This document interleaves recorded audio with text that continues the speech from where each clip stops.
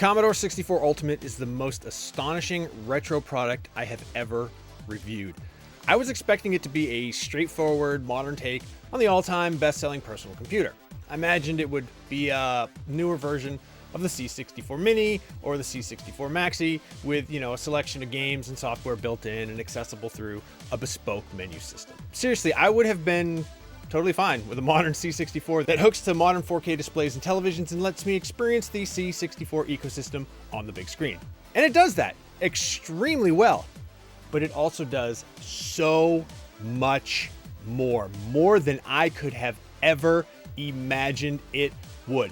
Better still, it does all of those things amazingly well. From the spot-on design of the packaging down to the perfection of the keyboard in every way, the Commodore 64 Ultimate is the kind of modern take on retro hardware that all future endeavors in the space should aspire to. They won't, but they should!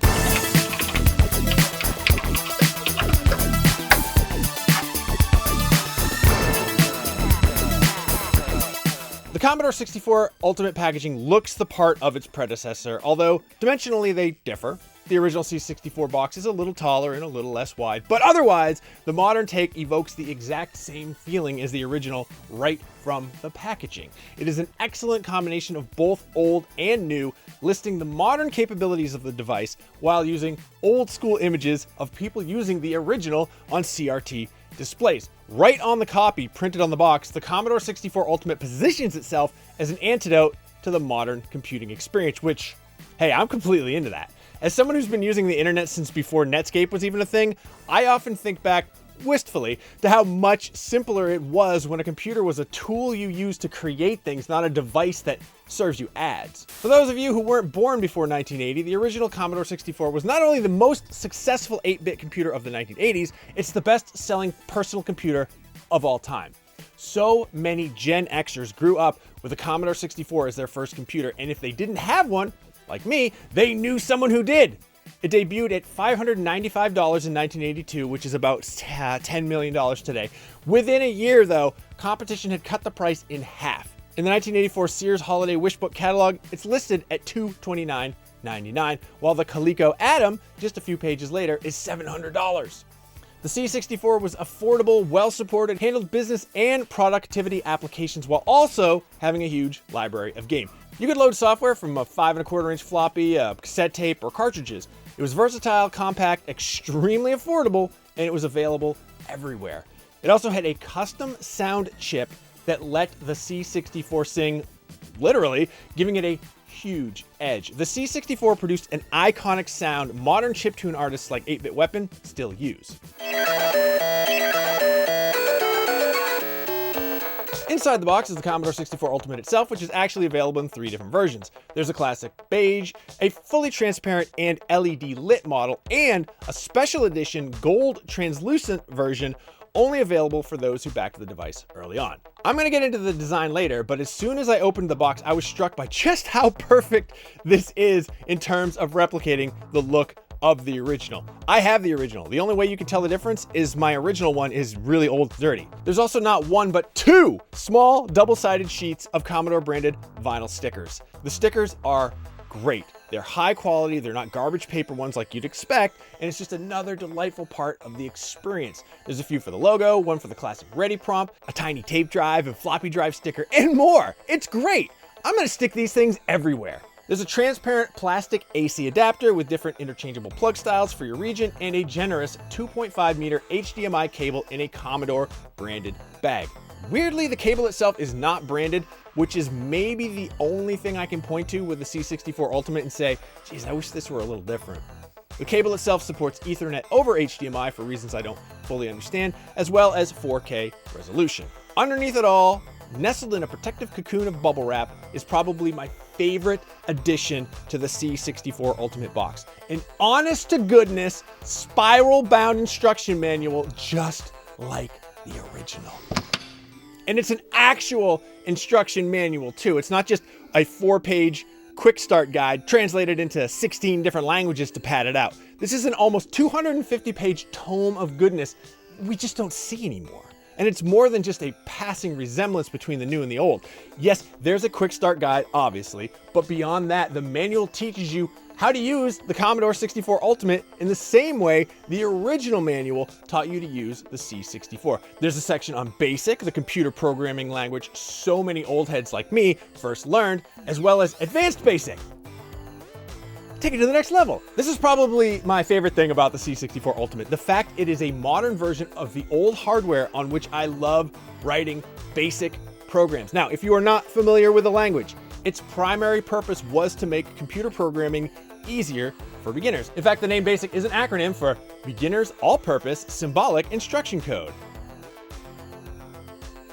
No one uses it anymore, not for anything serious. Ask anyone now and they'll tell you to start with Python. Well, I'm here to say those people are wrong, and BASIC is the perfect place to start. One of the greatest things about having a hardware identical version of the original Commodore 64 is all those old magazines and books with page upon page of basic code will still work exactly as they were intended. You've probably seen engagement farming social media accounts talking about how back in the day, people would copy programs from magazines by hand into their computers line by line. I can confirm we really did that. And with the C64 Ultimate, we can use those same programs, or just copy and paste them and load them in via USB. I think that's cheating, but I'm also not above it. I write 1,100 lines of basic code and then have to debug it. It's not. I haven't delved deeply into the world of programming the C64 Ultimate, at least not yet, so I can't speak authoritatively on whether or not there's some string of code somewhere that won't work on the Ultimate. Knowing what little I know about FPGA, I don't think that will ever be a problem I'll come across. The beauty of FPGA, Field Programmable Gate Array, versus software emulation is the hardware works exactly like the original. Sure, someone out there writing in assembly maybe might find some peculiarity with the system that wasn't present in the original, but me? Hell nah. Let's get some basic coding going, baby! 10. Print hello. 20. Print 20, go to 10, run. The fact you're taught basic in the manual and then taught advanced basic as well as sprite and sound manipulation makes the manual even more of a valuable resource. This is exactly the kind of thing I love, and exactly the way computers used to be. You didn't just buy a computer to passively entertain yourself, you bought one to do rudimentary spreadsheets or play some games and create your own experiences. I love it. The best thing about learning any computer language is the fundamentals are pretty much all the same. You'll understand them in JavaScript or C# or pretty much any other language. What was maybe the most surprising revelation to me about the Commodore 64 Ultimate was its support for the original Commodore peripherals. Things like the cassette deck and iconic 1541 floppy disk drive will work with the C64 Ultimate. Now, I don't have the cassette deck, unfortunately, and while I do have the floppy drive, I don't actually have any floppies with which to test it. The big batch of floppies I picked up earlier this year were all unreadable, so sadly I can't speak to that. At least until I luck my way into another cache, one that hopefully works. What I can say is the C64 Ultimate will work on a classic CRT monitor, and that just makes me feel all kinds of delighted. Yeah, it's more convenient to use it on a modern display, absolutely, 1000%. However, is it more fun? No, it's way more fun on a CRT. Thankfully, I have several CRT monitors compatible with the Commodore, including an original Commodore CM141 monitor I drove 2 hours into the wilderness of Maine's coast to acquire. Weirdly, the default settings on the C64 Ultimate were in PAL, so I had to go in and change them, but once I did, oh my god, I was absolutely delighted by the CRT goodness. Now, I don't have the correct cable to use the CM141, but I do have one that let me hook it to an old Magnavox monitor that has a setting to output in faux phosphor green, and I can't complain about that. Now, I wish more retro revival hardware had the option for analog video. Now, I'm sure the people who would want such a thing make up a very tiny percentage of the population, but for something as specialized as the Commodore 64 Ultimate is a perfect fit. The modern Commodore company sells the proper cables on its website, so I'm probably just gonna buy some so I can plink away at my next basic program in front of the warm glow of a humming 13-inch color CRT TV. Another odd peripheral I have is a Commodore 1670 modem, though the Commodore 64 Ultimate lacks the user port from the original where it hooks up. Instead, the Ultimate has modern connectivity like Wi-Fi and an Ethernet jack. It's not one or the other, it's both. And that's probably for the best anyway. I have messed around with slow retro modems on old hardware before, and it's fun for like a minute, but 1200 baud makes even BBSs slow to use. And besides, if I do want that old school experience, there's modem emulation built into the system anyway. While having Wi-Fi rules, at first I couldn't get the Wi-Fi to work. I entered in my Wi-Fi password and waited for a while, tried it again, rebooted, and tried it one more time, and it never showed the link up message on the Wi-Fi configuration page. It wasn't until after I hooked it to a wired connection that it decided to come to life, after which I was able to disconnect from the Ethernet cable and have it maintain its wireless connection. Now, I'm not sure if that was just a coincidence or a weird bug, but it gave me a brief, very brief jolt of disappointment. I'm also sadly lacking in C64 game cartridges, which is a bummer since the Commodore 64 Ultimate can play those natively through the expansion port in the back of the computer. But since it can run those carts, it can easily run ROM files, ones that you of course own legally or are provided from reputable legal sources.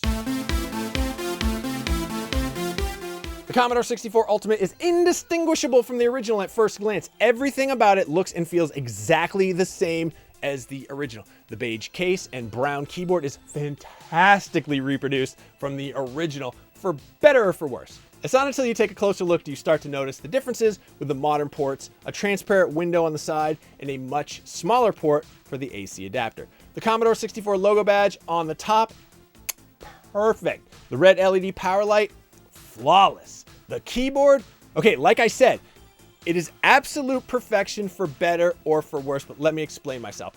Typing on the Commodore 64 Ultimate gives you the exact same tactile feel of the original. The key travel is perfect. The clunk of the switches, even the subtle texture of the plastic feels exactly like the original. It's fantastic.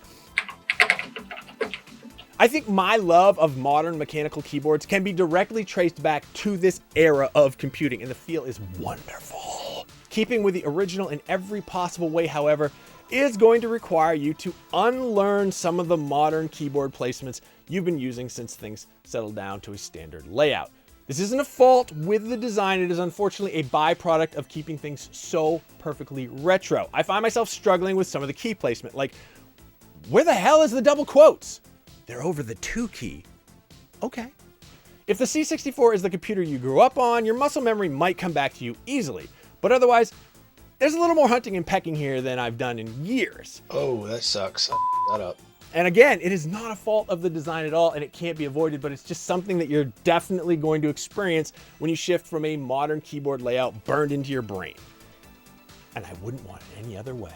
One major positive design change is the power supply. The original C64 power supply was a brick, almost literally, and pretty much every original C64 power supply is waiting to someday blast the original hardware with an overvoltage that will ruin it. The new one is cased in transparent plastic and doesn't take up half your desk like the original monster. It plugs in right next to the multifunction button, a rocker-style switch that turns the Commodore 64 Ultimate on and off, and lets you switch to the special configuration menu. It took a little more effort than I was expecting, and it's just a touch too small for my large hands. Turning off the Commodore 64 Ultimate requires you to push down and hold for 4 seconds. I don't like that. More than once, I thought I'd activated the button, but I was just standing there like an idiot with the button 90% pressed for 10 seconds until I realized, oh yeah, I need to press that harder. Given the change of configuration of slots and peripherals, I would have liked a 2-position switch for power and a momentary switch to go between C64 and configuration modes. What are you gonna do? In keeping with the retro modernity of the Commodore 64 Ultimate, there is a USB stick in the shape of a cassette tape, complete with cassette case included in each box. You plug it into a very modern USB port in the back, and then access it via the configuration menu in a very old school hierarchical file system type of way. Love a hierarchical file system.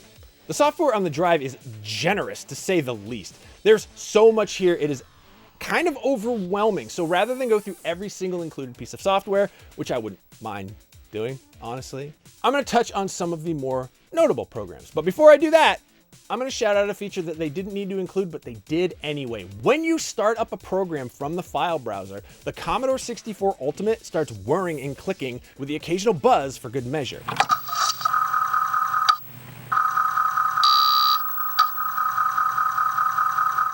It's making the sounds you would expect from a program loading from a floppy disk, and it's absolutely wonderful. When I was a kid using computers, I loved the feedback of those mechanical drives. I always felt like I was listening to the computer think. This little feature adds so much to the experience in a way I didn't expect at all. Anyway, back to the software. There are dozens of demos on the USB drive, and not the ones we're all used to. The demo scene, while still around, is a pale reflection of its former self. Basically, back in the day, programmers and hackers would flex their skills by creating demonstrations of their programming prowess. They would push machines to do things that didn't seem possible with custom animations and music, and you can see some of them here. One of the most notable and well-known demos is Bad Apple, presented here as Bad Apple 64. The Commodore 64 Christmas demo is also on the USB, which is delightful. I am nothing if not full of holiday cheer. There's also a huge selection of games on the USB, but maybe my favorite addition here is GEOS, a graphical user interface designed specifically for the Commodore 64. Now, I don't see myself switching from macOS to GOS anytime soon, but it is so cool to see this rudimentary GUI running on original hardware. Unfortunately, I can't locate my compatible Commodore 64 mouse, but there are still dedicated hobbyists out there making them in our modern times. I'm a little surprised you can't use a modern USB mouse, which would have been much easier for the end user, and I don't think it would have taken anything away from the experience either. In fact, I would argue it would enhance it, given that most people own at least one USB mouse, but very, very few people own compatible Commodore mice. I dug through the various menus and didn't find any options, but if there's a way, please let me know. I am mildly obsessed with different GUIs, and I will take any opportunity to try them out, so I will probably end up scouring eBay for a mouse anyway, especially because it also has the whole suite of GEOS software. If I really wanted to, and I do, I have the option to hook up a Commodore printer and print off my own beautiful GEOS Paint creations, or I can use the virtual printer and save generated files to the USB as .pngs. From there, I can just open it on a modern computer and print it out.